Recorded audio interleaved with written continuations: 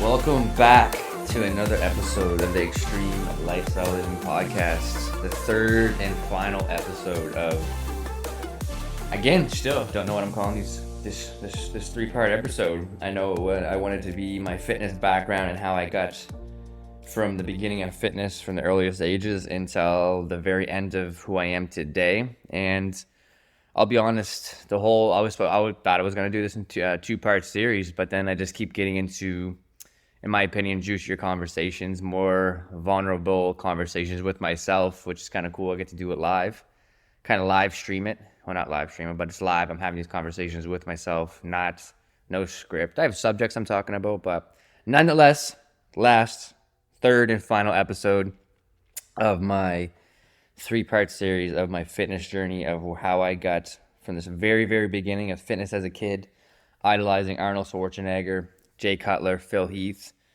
all the way up to my 35-pound fat loss journey that get me kickstarted into bodybuilding. We talked about my car accident. We talked about my childhood. And we finished off with getting into pretty heavy, vulnerable conversations about my addictions and how drastically quick your life can change from one side of the coin of being that young kid, insecure, in the house playing video games, to the man you kind of thought you never could become, and you become that person, and then what that does to you. And I guess that's what actually the third episode kind of is, like what that journey has kind of taught me, and to give you more of an idea of what I did to turn my life around once I started realizing the road I was going down, all the drugs I was on, all of the things I once loved, and the reasons I got up out of bed and went to bed at night and had motivation to thrive as a human being, all were gone. The same things that once saved me from depression are now causing me depression. The same friends that I idolized are like allies in a misery loves company in this drug-fueled ring. And again, before I even go into this or get into like the heavy things that I always do or brush on these topics, it's always one of those situations where it takes two to tango, and it's never putting blame on anybody else. It's never pointing fingers. It's never creating any false narrative that isn't the one that's mine. I'm never going to build myself up on the backbone of somebody else through any story. I'm going to be very honest with the stuff that I've been through and what I'm going through. And it's going to be from my perspective and how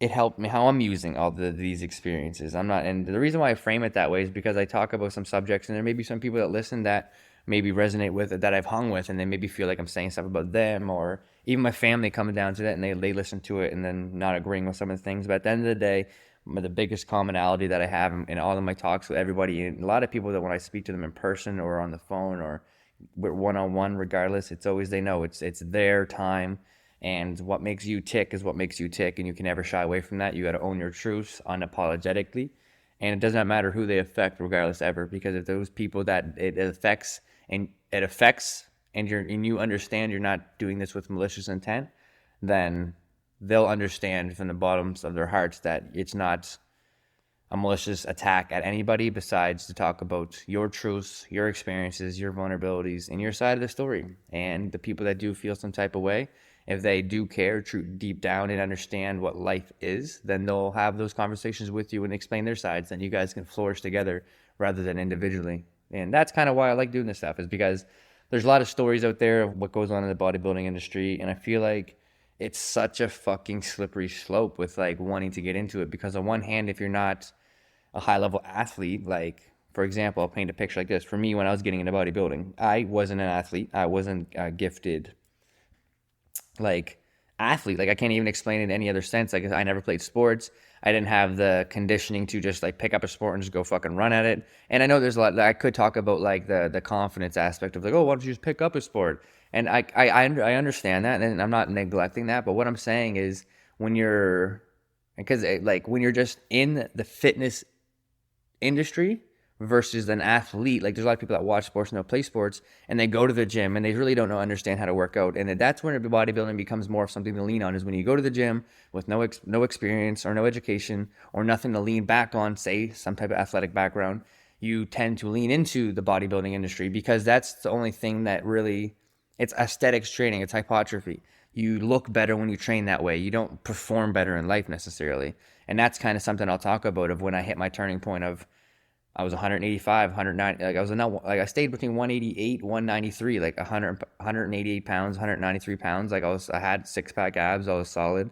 I had all the veins you could think about, but I just wasn't in good shape. So it's like, that's the thing I want to break down the middle and try to talk about what this taught me and how I developed my movement to kind of change some of this stuff is because for me being a kid that's insecure, just wanting to feel better, look visually better in the mirror, feel better about his skin, how do I go from one extreme to the other within like 2 to 3 years? And I feel like that's a slippery slope that a lot of people get caught up in. It's a whirlwind. Like there's a lot of people that go to bodybuilding and then they get caught into these spirals of deep depression because they're stuck with eating disorders. They prep for 12, 14, 16, sometimes 18 to 22 weeks out of the year. They're just 9 times, like every hour of every waking second, they're going towards these goals. And then Saturday night comes on, you fucking get your goal, you give it your all. And then all of a sudden Sunday comes and you're left by yourself. And then you're left with all of the revelations that happen with that. And like my first show, I gained 30 pounds of fat within the month. And like no one talks about that. Like it's really hard to really talk about because it's really hard to like stay structured on it with confidence because there's no real regulation within fitness industry for bodybuilding, and it's getting progressively better. But I'm talking about when I was in this at 2016, 2017. Now there's a lot of regulation. I'm very proud of that. But back in the day, and still to this day, there's still not that much understanding or support of how easy it is to get caught up in the caloric deficits and metabolic damage and that the negative thought patterns of like body dysmorphia and then like eating disorders and binge eating and stuff. And then you get caught up in it and you get desperate. And then it's like with how lucrative and free going the bodybuilding industry is because of the lack of regulation. Because again, it's not like it's MLB or NHL or like these high regulated sports where you have tools and resources and things, the way things are supposed to go. Like the bodybuilding industry is very, I don't want to say one-sided because I can't say one-sided because I don't want to come off negative. It's not as hyped up. Do you know what I mean? It's just not as world renowned, and it's a very small niche market of the fitness industry. You know what I mean? Like because there's a lot of judgment on the other side. Where I even seen a post on today where someone was commenting on a bodybuilding advertisement because there's a show coming up, and someone was like, "Well, look, there's what steroids do," and then everyone's in the comments saying that like everyone in the athletic world, like in the high leagues, are still taking PEDs. It's just you can't really see it. And that's even true. So it's like, that's kind of what I mean too. It's like on one side, the people that are doing the same thing that the bodybuilders are doing are pointing fingers and saying, what the fuck? When it's no different on the other side. It's just not as regulated. Do you know what I mean? If you think NHL and MLB and all these like high athletes weren't regulated, do you know what I mean? If they didn't have the regulations for these PEDs, do you not think that they would take as much shit as they could? And I hate people that's kind of hate. Some people might fucking hate that I say that. But there are people that, I'm not saying cutting corners, but it's no different than someone that a shitty employee at work that shows up late and leaves early. You think someone that's going to go to the gym that I don't want to count my macros, I don't want to put in the work, and then someone that they meet in the gym, hey man, take this. It's cutting corners. It's a way of life, and whether you believe it or not, it's embedded into our society at whatever level you want to take it. And that's when you can bring it political and talking about conspiracy theories. But I'm not going to go down that road. My biggest thing is just saying that I want to talk about what this experience has taught me and how the bodybuilding industry is a fucking phenomenal industry where you can get the most community out of, the most camaraderie out of, the most support out of. But within that, there's a very fine line of lack of support, egoism, egotistic people, I'm trying to think of the right word, how to say it, but if you're not careful within this industry, you can really get caught up into it and get out on the other side, like completely ruined. And that's what I'm here to talk about and what I like to take pride in, because like I said in the last episode, I plan on stepping on stage again, watching Chris Bumstead, like going through his revelations of his fourth win, physically the best I've ever felt right now, is it's motivating. It is. And like my biggest thing, which is what I'm going to talk about, is what this whole journey taught me, is I never thought I was going to be able to be worthy to come back and compete again, because after the third show, I was so loaded to the gills on gear and taking all these drugs that I didn't think I was worthy of it. And then that made me realize that I made a situation way bigger than it needed to be, because then what that did for me was the one thing that ended up saving me my entire life, like bodybuilding, going to the gym 4 to 7 times a week, that saving grace, then now became my enemy. The same thing, like I said last episode, that once saved me ended up being the thing that's like causing me the most harm. So what happened was I ended up just spiraling out of control. After my third show, it was 2017, I start getting, what's the right word I can say? I don't want to say chaotic, but I start living my life sporadically. Like I start doing crazy shit like randomly. And I just remember that the one thing that I said to my head in a consistent was, I don't give a fuck whose feelings I hurt. My feelings include anybody's. I'm just making sure that at the end of the day, like once I think it was around May of 2017, around this is, I was getting out of my last relationship and just getting into what I'm also honestly confident to say where I'm at today.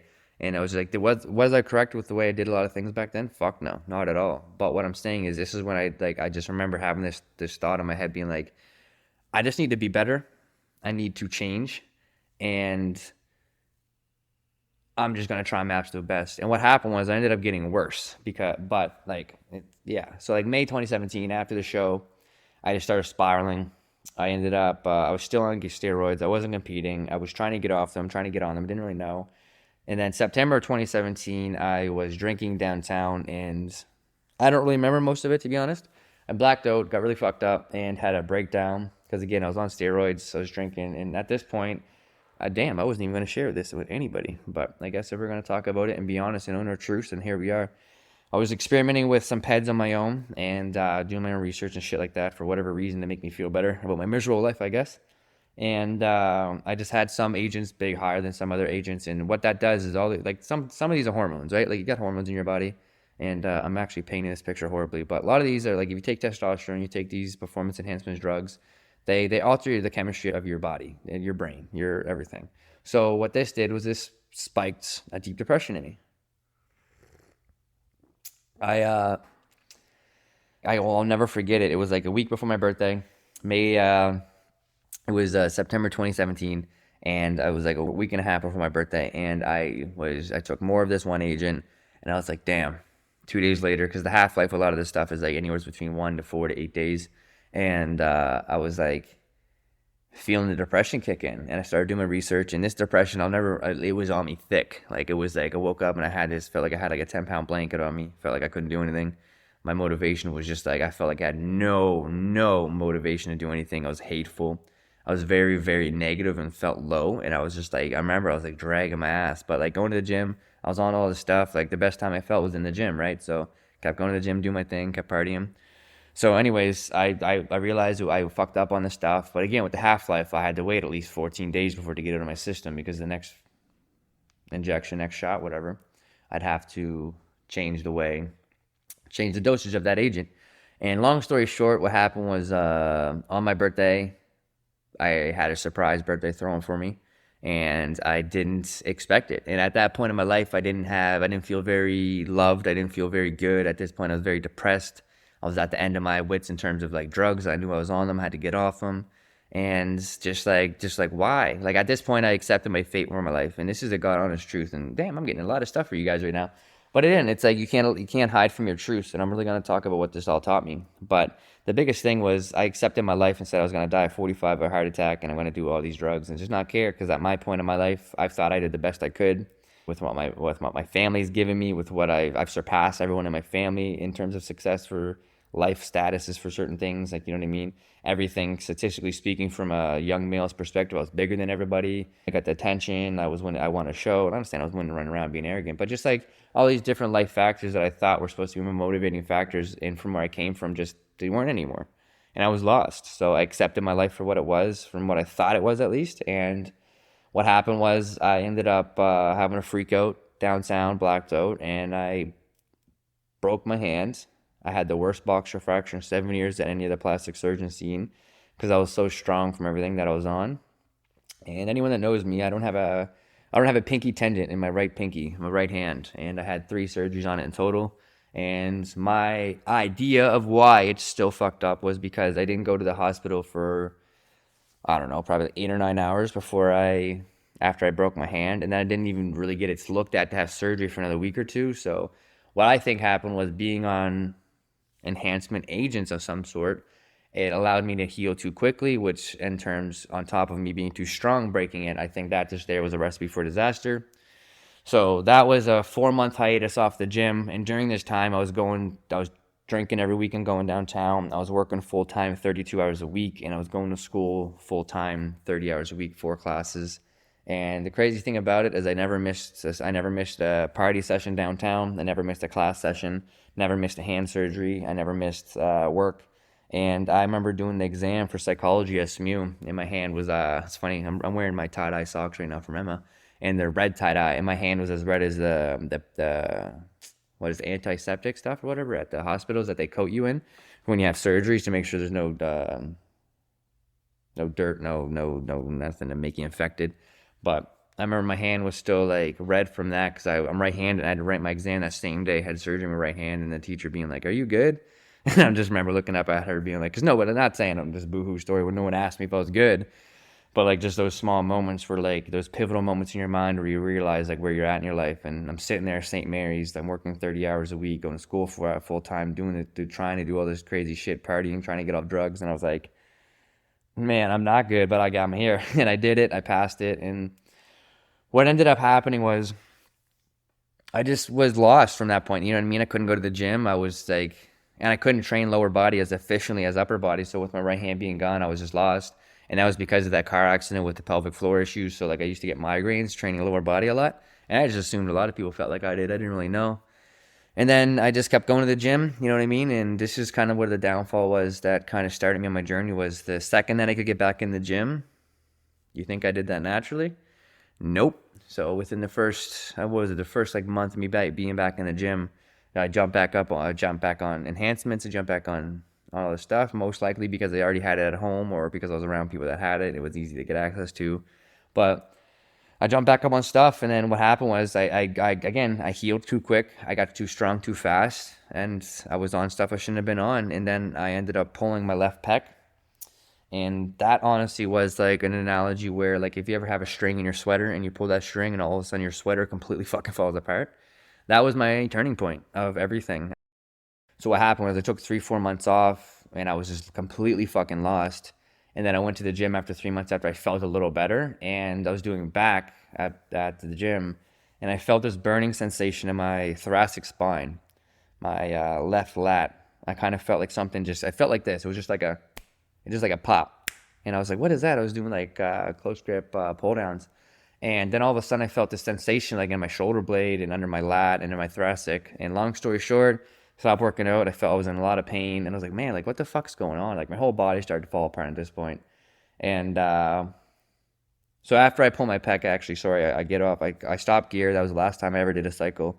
So actually, I'll talk about that in a minute.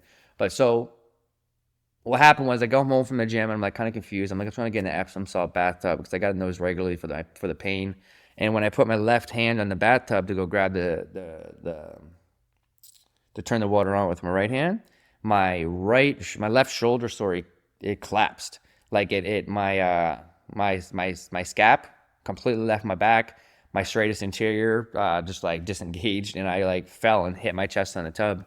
And then long story short, like it was something similar to thoracic outlet syndrome or something, but that was my turning point where I realized the gym was no longer in my corner. The thing that once saved my life was gone. And that's what started this, okay, like, what am I going to fucking do about this? You know what I mean? So I started really looking into myofascial stretch therapy to fix my pain. Like I was like, why can't nobody fix my pain? You know what I mean? I'm sitting home having these migraines. I'm sitting on the end of the bed. I'm off steroids. I'm still partying and drinking and doing drugs this way. But I'm just like, well, I need to make these changes. I need to just absolutely pull the chute on every avenue of my life and just sit in this fucking house and figure my stuff out. And I'm going to say probably leading into 2018, I really started to hit the e-brake on every avenue of my life. I wasn't going to the gym. I was just sitting home depressed, figuring my shit out. I started, like, when I say this, I'm not lying at all. So at this point, I'm desperate, right? Like, I don't believe in chiropractors. I don't believe in physio. I don't believe in anybody in terms of these people that are supposed to help me with pain, because I was diagnosed with, like, the chronic pain syndrome. I was told I was never going to bench press for the rest of my life, overhead press, squat, deadlift, because the way my infrastructure was from the car accident. Like, everything was just like, you're going to sit like this. And the other part of the episodes I said that non-negotiable of going to the gym, that's still in me. And that's what I'm still fucking proud about, is that non-negotiable to get to the gym and change. It's always been in me, and that's actually where I channel a lot of my passion and energy from, and who I am as a person, because I understand I have this immovable force in me, which is why I'm sharing so much of this with you, to captivate the backhand with this, because everything I'm talking about, there are so many people going through this.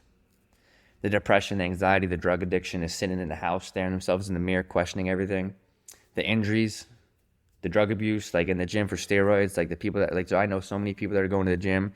I know guys that are taking way too much testosterone, whether they can't produce their own testosterone anymore. I know girls that are in there, women too, like I'm talking about young girls to like 17, 18, to women, like grown ass, like women that you wouldn't expect taking drugs that are altering the effects of their body. All because of the uneducation, all because of the unsupported regulation of these things. And that's why I'm sharing everything with you, is because I feel this non-negotiable in me to just keep prospering forward and keep pushing. And what this all taught me in terms of what I started changing was resiliency. But what I started diving into was myofascial therapy. For anyone that doesn't know what that is the connective tissues between your tendons, ligaments, and muscles. So when I started looking into the research of myofascial therapy, my pain management from that was immense. Like immense. Like I'm talking about being in chronic fucking pain, migraines 4 to 5 times a week, lower back being pulled, like from like everything, excruciating pain, to some of this pain being alleviated for the first time in 7 years, 7, 8 years. And I was like, God damn. So I ended up investing like $3,000 on my money. And yes, a lot of this was debt. Yes, whatever. But I was getting pain free. So this kind of started to me end of 2018 straight up until 2019. I did like probably 6 to 8 to maybe even 12 months straight of myofascial therapy research. I read textbooks. I got textbooks from friends. I did YouTube videos. I did like all these different PTs. Like they had these free courses where you just look through them and learn about the anatomy of the body. And I swear to God, right now, I know almost every single myofascial line in your body, from the bottom of your toe all the way up to your top of your forehead.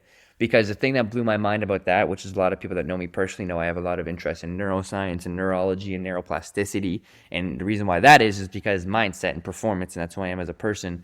And your mind is a remarkable fucking thing. And when you can figure out where your ego leads you, where your insecurities, your self-doubts lead you, your depression, your anxiety, all of those have connective tissues to the same positive avenues, as deeply emotional, triggering as they are negative. And if you know what I mean, it means that as shitty as you feel is as good as you can feel as well. And that's what I always had embedded into my soul, was that non-negotiable, that like this gym makes me feel good. It keeps me on this planet. It's not negotiable. So I knew that I was about to embark on a crazy ass fucking journey that I didn't know what was going to be on the other end. But I knew if I trusted my gut, stayed true to myself like I still am to this day, and trusted that non-negotiable feeling, that I would get on the other side of whatever it was, and ultimately change the fucking world with this stuff. Because I know what it's like I said at the beginning of the story, to be a fucking nobody that people walk past you, you're not picked for anything, you're just invisible, to being the guy that walks in the room with the immense amount of confidence and be able to like just talk to who you want to and do what you want. So everything in between that, and then having your downfall and then having your uprise, like all of it, like I just wanted to, I was like, I'm gonna lead by example. Because I know if I didn't lead by example and take all of this ownership of everything, then what was I gonna do? This may be triggering for some, but I would kill myself. You know, like it would just be too much. And I know the signs for me personally of what it is when I'm going down that road. And it's non-negotiable. I refuse to go down that road. And I realized that once I needed to find a new road to get to this next level of my life, which is why I love the quote, "What got you here is not going to get you there," because I wouldn't trade anything that I've been through for the world, because I'm sitting here 5 years fucking sober, 6 years sober, 10 toes down, chin up, chest out. And I now have full ownership of a full online mindset and performance coaching business, where I can hands-on own and change everything I just talked about, where I can help people with everything I just talked about and discussed in terms of like getting off the drugs and understanding the neurology of that, understanding the winning side of that in terms of putting that into the physicality, and getting back into the gym with a winning mindset and changing expectations of it, and understanding that it's not the end all be all if you went down some different negative roads. But the biggest thing that I guess I'm going on a little bit of a ramble here because it's just something that I'm really passionate about, is to not shy away from the adversities, not shy away from what it is. Because I guess even me saying this, I'm realizing it's hard for me to talk about, because I'm realizing that in that moment at around 2018, when I knew that I was like studying and researching a shit ton of myofascial therapy, that I was going to embark on a new road, that it was like, do you think you can do this? Like, do you think you can bring yourself back from how far you just brought yourself down? And without a doubt, from the bottom of my heart to the top, like I say, and all my clients know and anyone I talk to personally, 10 toes fucking down, chin up, chest out. Fuck yeah, I can get it. If I got this far, why can't I get that far? This shit ain't nothing. So literally what I did is I took every fucking avenue of energy I had, and I was like, hey, if no one's gonna help me, I'm gonna do it myself. And this is where I got to shout out Proactive. And I love Proactive to death. Like Warren Hefford, like this, like, man, like I fucking love this guy so much. And he means the world to me. His advice is gold to me. He knows that. He's a big persuasion on my life and influence. And I don't know if he even listens to these podcasts, or if anyone that knows him listens to him. But anyone that knows me and knows him knows that I look up to him fucking highly. And he is a god on this fucking earth. And I'm not religious by any means.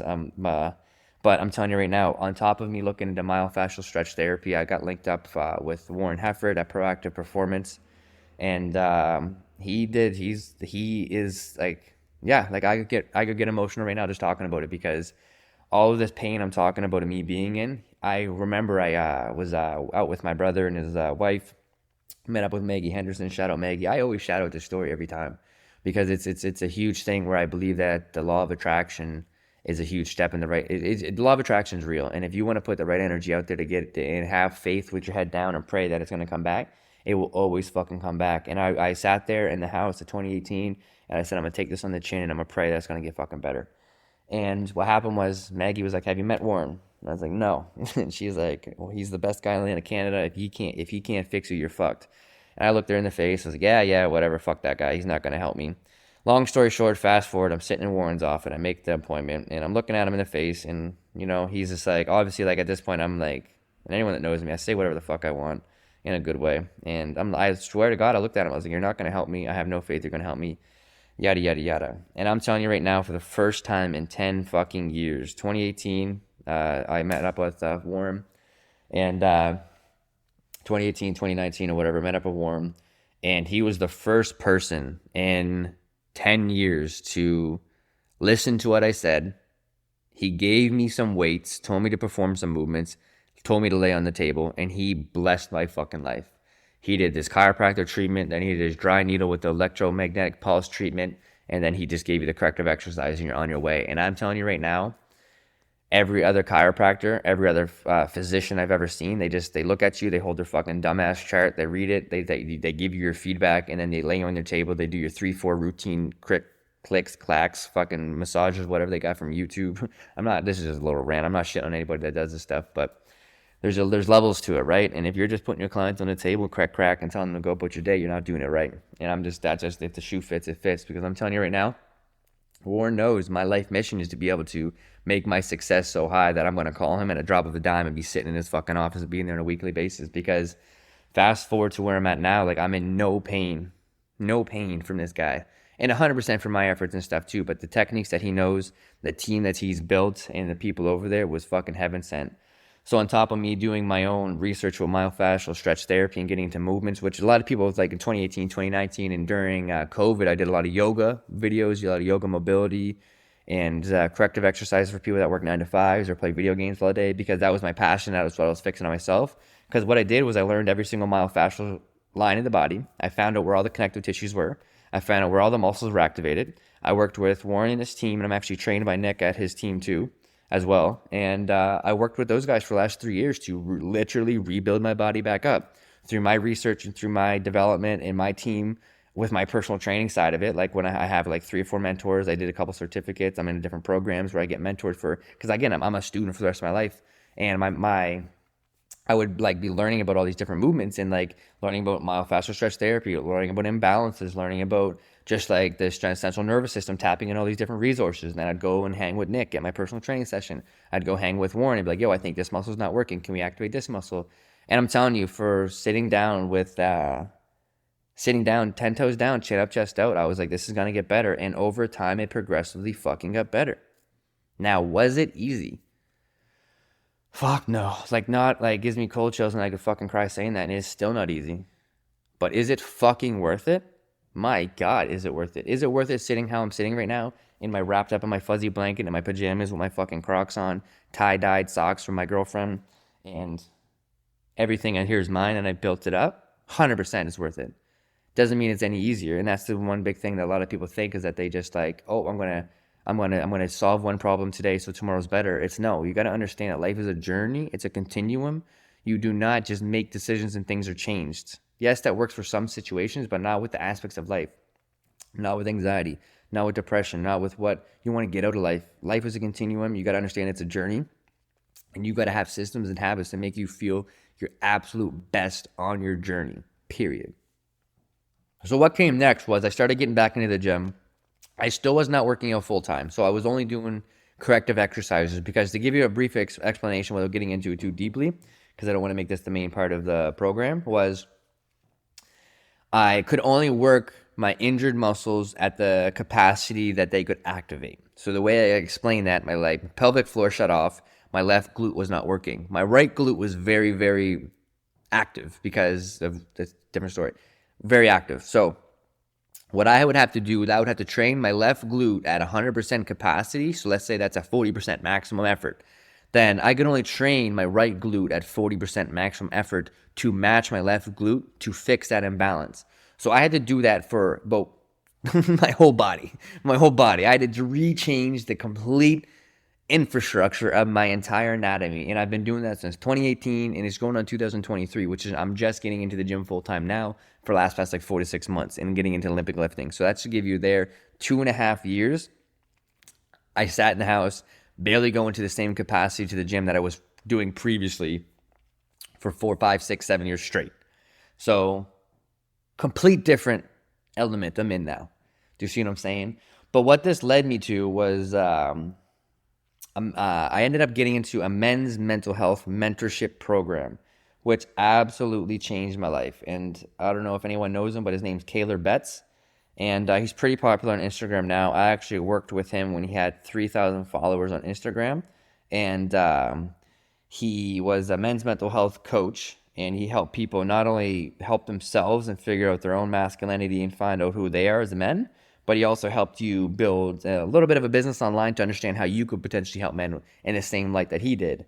So my passion was never to do strength and conditioning, never to do nutrition, never to do any of that stuff. Like that was just personal stuff I just kept doing for the betterment of my life, betterment of my health, because I felt so shitty and I grew up with so much uneducation with the movement patterns. Like I never played sports. Like I said earlier, I grew up with no home cooked meals. Like that's a whole different story about my nutrition. Like I grew up with my grandmother. Like she didn't make food. Like I only got foods from my friend's house that were healthy. And that just is what it is. So I'm not going to blame anything for that. I had to go out of my way to learn all these things. So again, like I don't have an ego and pride in the sense that if I don't know something like that. So I dug deep into strength and conditioning, the movement patterns in surpluses and deficits and caloric damage, metabolic damage, caloric, like just all the calorie stuff, nutrition, counseling. I got all that stuff from me. I never ever had the idea that I'd ever help other people with it because I just never had those connective because again, going into it, I felt I wasn't worthy based on me getting addicted and ruining my quote unquote chances of that life is what I was telling myself. So I went through a 9-month, very intense men's mental health mentorship program where it taught me everything I needed to know about who I was as a man, who I was as a person, my feminine side of who I am, my masculine energy, my feminine energy, how to tap into my interpersonal relationships and heal myself, how to let go of things that didn't serve me, how to take ownership over things that were my fault, how to let go of things that weren't my fault, but I still cared about some things. They taught me like non-negotiable dailies to hold myself at a certain standard every day with my anxiety, my depression, my trauma, my OCD, my PTSD, like everything. And it was just a very hands-on thing that I was blessed to go through that I don't even really know how to say this part of it, but that's what I know is what sets me apart, where my passion is. Like, yes, I help people every day with strength and conditioning. Yes, I help every people with nutrition counseling, and I'll talk about that in a minute. But my fucking passion lies within the neuroplasticity of the mental mindset, like what our anxiety, depression, and our mindsets it is. And it's crazy because it's all fucking science and it's all changeable and it's all proven with case studies about all this stuff. So what I did was I did 9 to 10 months of straight men's mental health mentorship programs where I did a lot of videos online that I'm actually going to start repurposing for a lot of people to see, a lot of positivity, a lot of like mental health series. And to be honest, like it was life changing. And still to this day, I'm still like, this is why I have the podcast. This is why I am able to articulate myself in such a manner with all the mindset, mental health adversities and all these different avenues is because one, I know what it's like to have them all not be there and feel like absolute garbage every day and question existence. To then build yourself up from 0 to 110% and look in your mirror, get excited and almost cry with how proud you are of yourself. I know what that's like, firsthand experience. I also know what it's like to go and build these up, not only from being part of the program, but also from a business standpoint with my experiences through my other jobs that I've had. I went to school for business, like all these different things, you know what I mean? So I feel like it's just like insane the amount of knowledge that this taught me. And if it wasn't for this program and the support from Emma that everyone knows, like I would still be that guy that's addicted to drugs that wants to die at 45 of a heart attack. But after all this, I started to change the ideology of what I thought life was, and I was like started to have more breakdowns, more mental revelations. I started to realize started to cry all the time. I was like, fuck, I want to live until I'm 90. I want to meet my kids. I want to live until I want to have a prosperous life. I want to have an abundant life full of love, full of positivity, full of courageous journeys, full of eventful, productive, like camaraderie, loving, community filled things. And I started like really tapping into that, and I really started to realize how everyone else was injured and hurting. And so this is what led me into a crazy ass opportunity where one of my best friends, Jared, everyone knows Jared Warrington, Jared, my guy, he was like, yo, I have an opportunity to train these athletes. Like, do you want to come do it? And at this point, I still did not want to do strength and conditioning. I still did not want to do nutrition counseling. I didn't want to do any of that stuff. I was like, bro, I just care about mindset. Like, I really care about depression, anxiety, and helping people love themselves. And long story short, we jumped in together and we did this. We piloted this program for I did all this. I created this mental health mindset stuff of it. We did strength and conditioning and nutrition. And out of 40 to 60 athletes that got to pilot this program, the success rate was out of this fucking world. And I did not expect to have the mindset aspect of this program be so captivating that all these athletes ended up going to their championship semifinals or whatever. I remember, I think there was 4 teams we ended up coaching, and 3 of them went records. They never went that far or something before, or they had out of this world experiences with their teams. And I remember it was because we spent so much time on captivating their championship mindset. Every player, we made sure they understood what their role was on their team, and that there was no ego, there was no pride. We were all pulling on the same rope and just really piloting the program that I was doing with these athletes. And what that did was that opened up a whole different fucking world to me of where I could create another business, where I could do mindset. And this is ultimately how I got into mindset and performance coaching. I was like, holy fuck, there's such a big market for strength and conditioning. We're giving people proper movement patterns to build themselves up in the gym. There's a huge market for nutrition counseling, where so many people are hurting with their mental health with this stuff. And the third, but the most important to me, is their mindset. How do they wake up every day? Do they wake up exhilarated to fucking crush their days? Do they wake up and see themselves in the mirrors and have that gut-wrenching check and be like, fuck, I don't want to be here on this planet? And I was like, I know what it's like to feel like all of this. And if I'm being completely honest, that's why, and you can even hear it right now in this podcast, I could just start brightening up and lightening up like a fucking child, because I just get so fucking excited, because it's I have the answers for you. You're depressed, you're hurt. Look, I did this program. I did it myself. I actually lived these experiences for X amount of years. Let's do this together. Oh shit, you just want to feel better physically and look in the mirror and lower your body fat percentage? We can do that too. And so what happened was, so what year was this? This would have been 2021. I think it would have been September 2021. And I literally was like, damn, I have this new idea of a program I could offer. I picked 4 people that I was like, if I give you really discounted prices, would you pilot this program for me? And it was an absolute fucking success. It was a fucking huge success. And I just kept sharpening it, which led me into where I'm at now, which was last May. I announced the Extreme Lifestyle Living Coaching Academy. And since May, I've been continuously changing people's lives and continuously adding more people onto the program. There's like, and I keep opening up different avenues. There's mindset only, there's nutrition only, there's strength and conditioning only, there's all the packages together.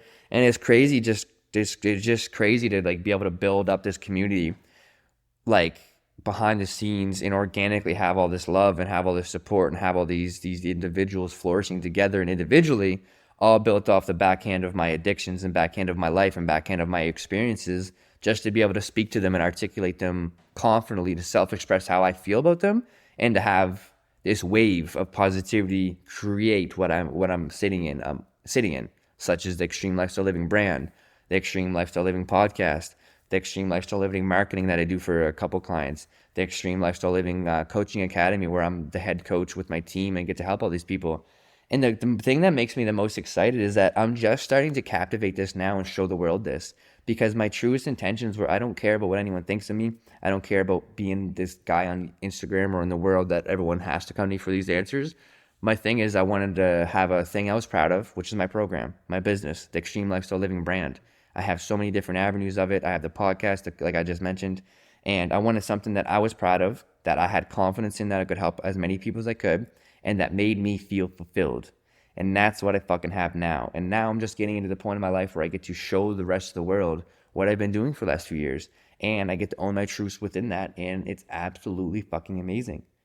I'm just starting to captivate and show people my client testimonials. I'm just starting to talk about the individual programs my clients do. I'm just starting to get into, if I'm being honest, believing in my abilities 110%.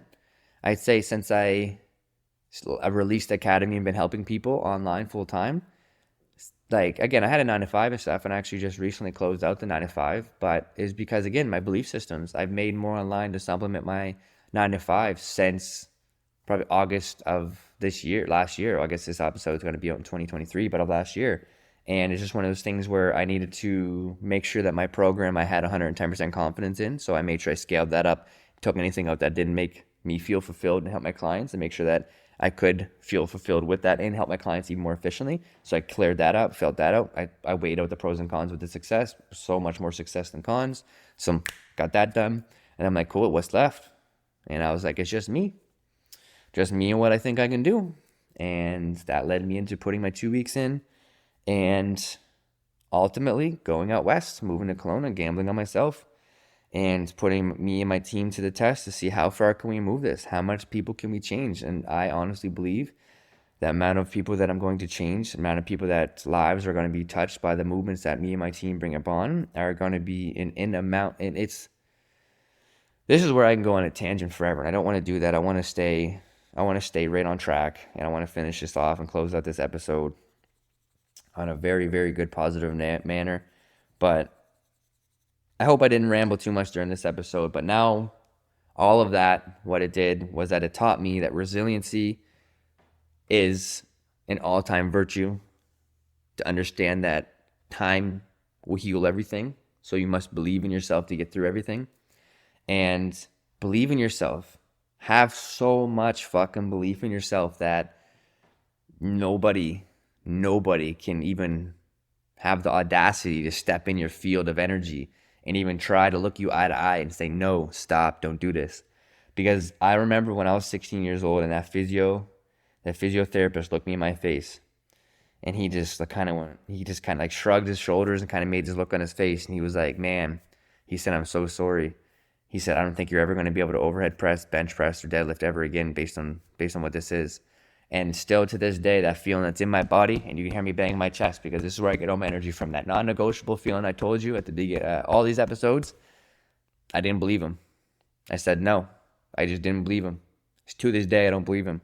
And if I did not have that, I would not be sitting here saying that. So that's what I'm saying, to have an immense amount of belief in your system and to always trust your gut intuition and just know that things will get better if you choose to. Believe in yourself, and the law of attraction is a real thing. So it's 2023 now. By the time you're listening to this episode, part 3 to close out this episode. By the time you listen to this, I've already been far gone and grown from who I am in this moment now. I'm already believing myself 10 times more. I already believe my capabilities 10 times more. I've already received a plethora of abundance of health, wealth, and love and safety. And I've already changed hundreds of more lives by this point, because the thing about life is it's constant.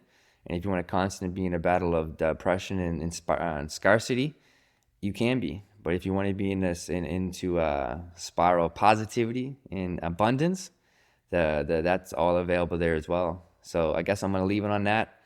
I hope I didn't ramble too much, but everything that led me into getting here, I just needed to feel like I just need to get a little bit of therapy session off my back to help a lot of other people understand that if you're looking at me thinking that there's anything that I'm doing that you think you can't do, I'm just a young kid that used to play the game all day inside the house, that was too insecure to talk to people. And now I feel like I'm a strong, independent man that has a huge community behind him that I'm helping feel how I feel. And that's what I say to everybody. I want you to feel like I feel. If you think I'm feeling good and you don't feel good, I want you to feel exactly how the fuck I feel. I'm just thinking if there's any closing remarks, because I feel like I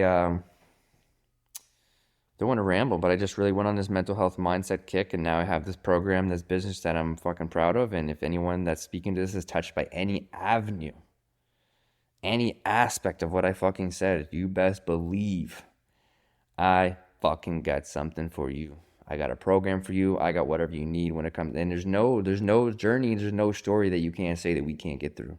Because like I said, the commonalities between all this stuff is if you are resilient, you stay true to yourself, you unapologetically grow into you and align your life with who you know you got to be. You believe in yourself more than anyone else around you and make that a non-negotiable, that every day you just become 1% better. Then no matter what story or what battle you think is in front of you, we can fucking get through it. Have a great fucking day. I appreciate you all for the support, and I'm excited to see what the rest of this fucking year of 2023 brings.